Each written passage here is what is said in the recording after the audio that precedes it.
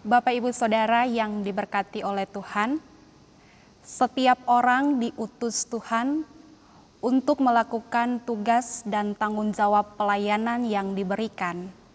Namun tidak semua orang meresponnya dengan mengatakan ya.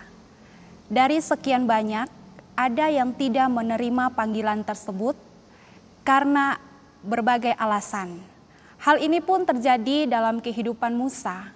Ia sudah dibentuk dan dipilih oleh Allah menjadi seorang pemimpin untuk membebaskan umat Israel keluar dari tanah perbudakan di Mesir. Pada saat itu bangsa Israel ditindas oleh orang Mesir. Mereka dipaksa bekerja dengan mendirikan kota-kota perbekalan bagi Firaun, yakni Pitom dan Raamses. Penderitaan yang mereka alami, jeritan dan teriakan minta tolong membuat Allah memilih Musa untuk membawa bangsanya keluar dari Mesir. Pengutusan Musa merupakan tindakan Allah atas penindasan umat. Sebagaimana pengutusan para murid dalam Markus pasal 16 ayat 15 yang mengatakan, "Pergilah ke seluruh dunia, beritakanlah Injil kepada segala makhluk." Hal ini merupakan respon atas kebangkitan Yesus. Namun apa respon Musa? Ia tidak langsung menerima panggilan Tuhan.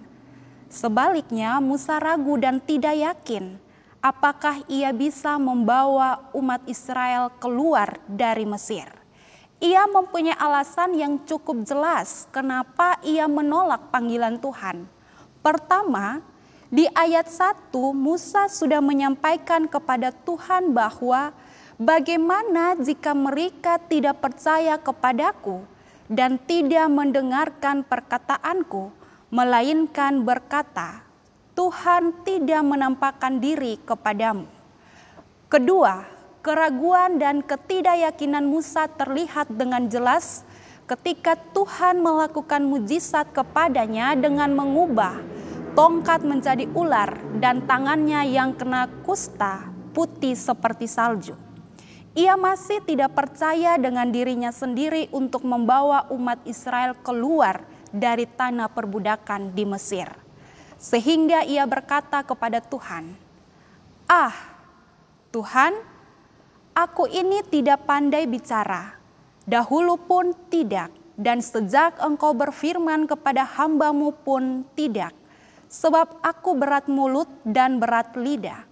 Perkataan Musa ini mau mengidentifikasikan bahwa Musa sendiri ragu akan otoritas Allah. Ia tidak percaya kepada Allah, padahal Musa menyaksikan tanda mujizat yang dilakukan Allah terhadap dirinya.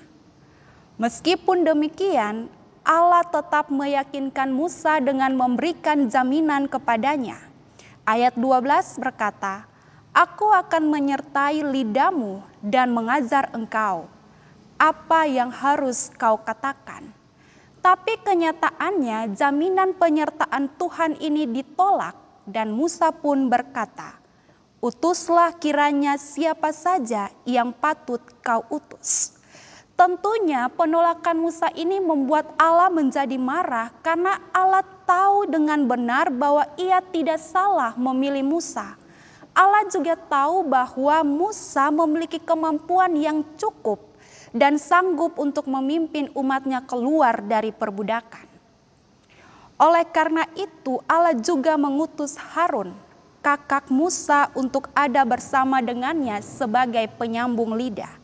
Hal ini membuat Musa tidak bisa menolak panggilan Tuhan.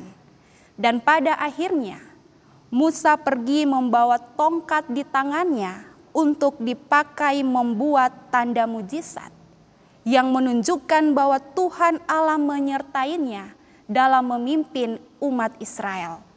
Penyertaan dan kuasa Tuhan itu real ketika terjadi berbagai tulah di tanah Mesir. Bapak, Ibu, Saudara yang dikasihi oleh Tuhan, melalui firman Tuhan yang sudah kita dengar bersama di saat ini, maka kita diajarkan untuk jangan ragu akan otoritas dan kuasa Allah. Ketika Allah sudah memilih kita untuk melakukan tugasnya, maka Allah juga akan memberikan jaminan penyertaan. Penyertaan Allah itu sempurna ketika kita melakukan tugas dan tanggung jawab kita dalam kerendahan hati, bukan mengandalkan kekuatan diri sendiri. Kita semua sudah diperlengkapi dengan kuasa ilahi dari Tuhan. Kekurangan, kelemahan, keterbatasan yang ada pada diri kita masing-masing bukan menjadi hambatan untuk tidak menerima panggilan Tuhan. Kita semua punya hak istimewa, yaitu kita diutus untuk melanjutkan misi Allah. Maka dari itu tetaplah setia dalam panggilannya, karena kita akan dimampukan dengan kuasa kebangkitannya untuk menghadapi berbagai peristiwa kehidupan yang sedang kita alami saat ini. Selamat berjuang, selamat menikmati hidup dalam kasih dan penyertaan Tuhan. Amin.